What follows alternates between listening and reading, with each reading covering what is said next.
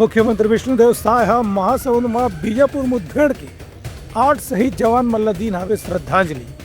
किन की नक्सली समस्या के समाधान पर केंद्र और राज्य सरकार एक साथ चलावत हवे अभियान। मुख्यमंत्री विष्णुदेव साय आज महासमुंद में आयोजित कार्यक्रम में बीजापुर जिला के कुटरू में नक्सली मंडाहांडी करेगी विस्फोट में 8 जवान और एक वाहन चालक के शहीद होए की घटना ला दुखद बतावत वहां शोक प्रकट करी और शहीद जवान मल्ला 2 मिनट के मौन धारण करके श्रद्धांजलि अर्पित करी।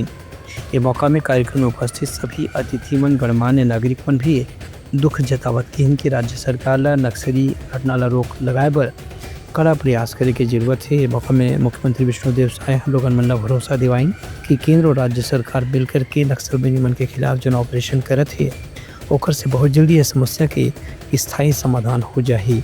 Bureau report Uttarakhand news.